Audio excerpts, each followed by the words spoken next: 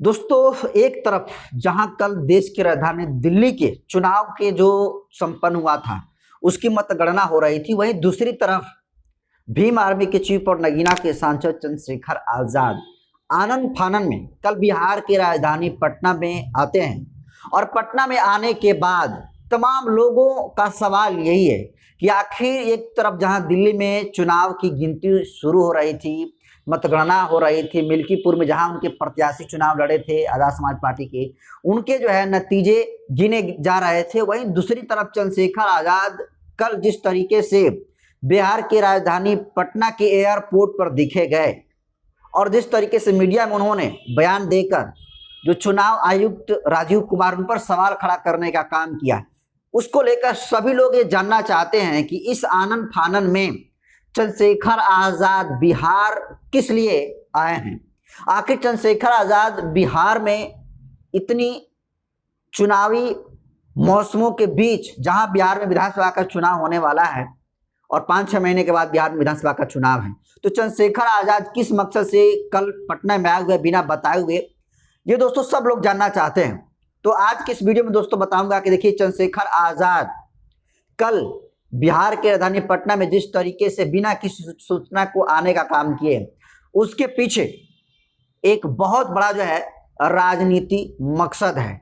दोस्तों, मिली सूत्रों के मुताबिक जो चंद्रशेखर आजाद हैं और उनकी जो आजाद समाज पार्टी है, वो बिल्कुल बिहार में चुनाव लड़ने के मूड में है। यूं कहें तो बिहार में आर पार की लड़ाई करने के मूड में है और इसके लिए चंद्रशेखर आजाद बिहार में किस पार्टी से अलायंस करेंगे, किसके साथ कितनी सीटों पर चंद्रशेखर आजाद का गठबंधन होगा, इसी मुद्दे को लेकर बातचीत करने के लिए चंद्रशेखर आजाद कल पटना में आए। और आपको बता दूं दोस्तों कि जिस तरीके से कल चंद्रशेखर आजाद पटना में आए हैं, तमाम सियासी सरगर्मियां बढ़ती हुई दिख रही है। जितने सारे बहुजन समाज के लोग हैं वो चिंतन कर रहे हैं और जो चंद्रशेखर आजाद के विरोधी हैं वो सोच रहे हैं कि आखिर चंद्रशेखर आजाद का अगला कदम क्या होगा। तो देखिए दोस्तों, मिली सूत्रों के मुताबिक चंद्रशेखर आजाद होने वाले बिहार विधानसभा चुनाव को लेकर एकदम बिल्कुल सीरियस हैं। जिस तरीके से हरियाणा में चुनाव हुआ और आजाद समाज पार्टी की करारी हार का सामना करना पड़ा, महाराष्ट्र का चुनाव हुआ, झारखंड का चुनाव हुआ और दिल्ली में जिस तरीके से चुनावी नतीजे आए हैं, बिल्कुल चंद्रशेखर आजाद के प्रत्याशी और उनके पार्टी के पक्ष में नहीं आए। तो चंद्रशेखर आजाद अलग अलग स्टेटों में जो चुनावी हार हुई है, उन हारों से सबक लेते हुए कल चंद्रशेखर आजाद बिहार में गठबंधन को लेकर पहुंचते हैं। और देखिए, बिहार में चंद्रशेखर आजाद एक बड़ा गठबंधन बनाने जा रहे हैं। जी हाँ दोस्तों, आप सही सुन रहे हैं।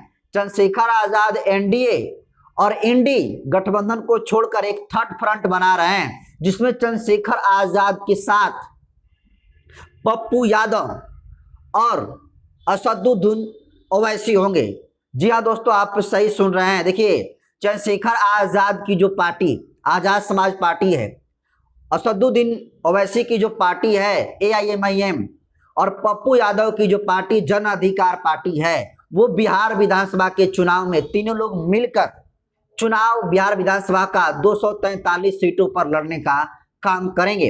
वैसे तो दोस्तों, अगर पप्पू यादव के बारे में बात करें तो वो कहने के लिए तो कांग्रेस में हैं, लेकिन जिस तरीके से वो काम करते हैं बिल्कुल वो कांग्रेस विरोधी है। क्योंकि देखिए, कांग्रेस ने उनको भले ही पूर्णिया से टिकट नहीं दिया, लेकिन वो पार्टी के अवहेलना करते हुए पूर्णिया से उन्होंने लोकसभा का चुनाव लड़ा और चुनाव उन्होंने जीता भी। और अभी आपने देखा कि कुछ दिन पहले ही बीपीएससी के मुद्दे को लेकर जिस तरीके से चंद्रशेखर आजाद की पार्टी आजाद समाज पार्टी, असदुद्दीन ओवैसी की पार्टी एआईएमआईएम पार्टी और पप्पू यादव की पार्टी जन अधिकार पार्टी ने सड़कों पर आकर सरकार के खिलाफ विरोध प्रदर्शन जिस तरीके से करने का काम किया, ये बिल्कुल स्पष्ट दिख गया कि देखिए, जो आजाद समाज पार्टी है, जो एआईएमआईएम पार्टी है, जो जन अधिकार पार्टी है, इसका अलायंस बिहार में अब होने जा रहा है। और मिली सूत्रों के मुताबिक खबर यह है कि देखिए, चंद्रशेखर आजाद बिल्कुल बिहार में चुनाव जीतने के लिए लड़ेंगे। क्योंकि बिहार में अगर देखा जाए तो एनडीए के साथ बड़ा चेहरा है चिराग पासवान, जिनके दम पर दलित वोट उनके तरफ जा सकते हैं। लेकिन अगर इंडी गठबंधन की बात करें तो इसके साथ, महागठबंधन के साथ कोई भी बड़ा दलित चेहरा नहीं है, जिसकी वजह से, जिस चेहरे के दम पर बिहार के दलित समाज महागठबंधन को वोट कर सके। ऐसे में सवाल ये भी उठ रहा था कि देखिए, चंद्रशेखर आजाद आरजेडी के साथ अलायंस कर सकते हैं। तो इस पर मुद्दे को लेकर तेजस्वी यादव ने स्पष्ट किया कि देखिए, उनसे कोई हमारी बात नहीं हुई है, लेकिन सब अगर बिहार में आकर चुनाव लड़ेंगे और हमारे साथ अलायंस करेंगे तो फिर हम कहाँ लड़ेंगे। तो तेजस्वी यादव का ये जो इशारा था, ये स्पष्ट था कि वो बिहार में अलायंस की स्थिति में नहीं है। अगर महागठबंधन की बात करेंगे तो अभी कुछ दिन पहले ही तेजस्वी यादव ने कहा था कि महागठबंधन लोकसभा चुनाव में बना था। तो देखिए, जो महागठबंधन है बिहार में, ये टूट सकता है। और ये खबर अंदर से आई है कि कांग्रेस शायद इस बार आरजेडी के साथ न लड़े। जिस तरीके से देश की राजधानी दिल्ली में जो विधानसभा के चुनाव संपन्न हुए और जिस तरीके से समाजवादी पार्टी और आम आदमी पार्टी मिलकर चुनाव लड़ी और कांग्रेस अलग चुनाव लड़ी, जबकि ये तीनों लोग कहने के लिए महागठबंधन में हैं, लेकिन फिर भी कांग्रेस और आम आदमी पार्टी, समाजवादी पार्टी अलग अलग चुनाव लड़ी। तो ये स्थिति बिहार में देखने को मिल सकता है। तो ऐसे में महागठबंधन चंद्रशेखर आजाद को अगर नहीं लेता है, और चूंकि तेजस्वी यादव ने कह दिया है तो इशारा है कि वो नहीं लेंगे। लेकिन देखिए, जो चिराग पासवान है, अभी कुछ दिन पहले आपने देखा कि चंद्रशेखर आजाद और चिराग पासवान की संसद में मुलाकात की तस्वीरें काफी चर्चा में रही और लोग इस पर भी सवाल उठाए थे कि देखिए, चंद्रशेखर आजाद और चिराग पासवान आपस में मिले हैं तो क्या बिहार में एक नया गठबंधन बनेगा। तो मैं आपको बता दूं कि देखिए, चिराग पासवान कहीं भी जाने वाले नहीं है, वो मोदी का हनुमान है और उन्होंने कहा है कि हम आजीवन हनुमान बनकर ही सेवा करेंगे। तो चंद्रशेखर आजाद कल पटना में दोस्तों गठबंधन को लेकर आए हैं। बिहार में 5-6 महीने के बाद चुनाव होने हैं और चुनाव से पहले चंद्रशेखर आजाद गठबंधन की चर्चा को लेकर कल पटना में देखे गए और जिस तरीके से उन्होंने चुनाव आयोग और चुनाव आयुक्त पर सवाल खड़ा करने का काम किया, ये काफी चिंता का विषय है। और देखिए, चंद्रशेखर आजाद कई स्टेटों में चुनाव लड़ सके हैं और उनको अच्छा खासा एक अनुभव है। तो इस बेस पर यह कहा जा सकता है, और लोग कह रहे हैं कि चंद्रशेखर आजाद तमाम चुनावी हार के बाद बिहार में कैसे चुनाव लड़ा जाए, इसी रणनीति को लेकर वो बिहार पहुंचे हुए हैं। और गठबंधन को लेकर ये चर्चा है कि ओवैसी, चंद्रशेखर और पप्पू यादव ये मिलकर चुनाव लड़ेंगे। तो दोस्तों, ये तो बिहार में अगर बात करें तो पप्पू यादव की पार्टी, जन अधिकारी पार्टी, उनके साथ ओबीसी वोट कह सकते हैं, खिसक सकता है, आ सकता है उनके साथ। जो असदुद्दीन ओवैसी हैं, मुसलमानों को वोट खींचेंगे और जो चंद्रशेखर आजाद हैं वो दलितों का वोट खींचेंगे। तो एक तरीके से देखा जाए तो जो इन तीनों लोगों का जो गठबंधन है और जो लोकल रीजनल पार्टियां हैं, ये संभावना है कि इन तीनों पार्टियों के साथ और रीजनल पार्टियों का अलायंस होगा। लेकिन मुख्यतः ये चर्चा ये है कि इन तीनों पार्टियों के साथ गठबंधन होगा। और ये गठबंधन इसलिए कहा जा रहा है क्योंकि जिस तरीके से बीपीएससी अभ्यर्थियों को लेकर, इस मुद्दे को लेकर सरकार को सड़कों पर घेर कर प्रदर्शन करने का काम ओवैसी की पार्टी, चंद्रशेखर की पार्टी और पप्पू यादव की पार्टी ने किया है। इससे संकेत है कि देखिए, चंद्रशेखर आजाद बिल्कुल बिहार में चुनाव जीतने के मूड में है। और जिस तरीके से एआईएम पार्टी के दोस्तों, आपको बता दूं कि पूर्व में यहाँ पर 5 विधायक जीते थे, जिसमें से 4 विधायक को तेजस्वी यादव ने आरजेडी में शामिल करा लिया है। तो एक कहें तो ओवैसी की पार्टी के विधायक को तोड़कर तेजस्वी यादव ने अपनी पार्टी में शामिल करा लिया। तो इसको लेकर कहीं ना कहीं ओवैसी में गुस्सा है और वो इस बार किसी भी स्थिति में चुनाव जीतना चाहते हैं। तो मुसलमानों का जो वोट है, ओबीसी वोट और दलितों का वोट बिल्कुल एक साथ मिक्स होता हुआ दिखाई दे रहा है।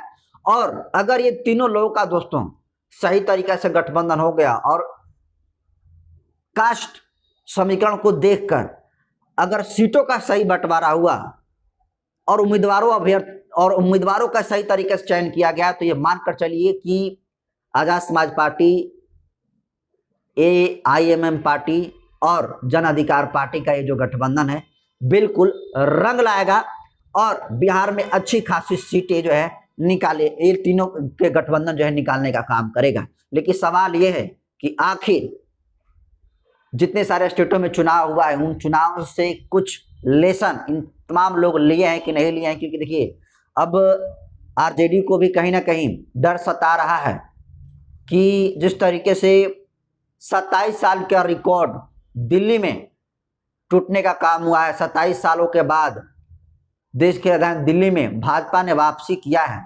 आम आदमी पार्टी ने दोस्तों कहने के लिए तो बहुत सारा काम किए हैं, लेकिन उतने काम होने के बावजूद भी जो आम आदमी पार्टी है उसकी स्थिति बिल्कुल 22 सीटों पर ही जाकर सिमट गई और 48 सीटें लाकर बीजेपी अपनी सरकार वहां पर बना ली।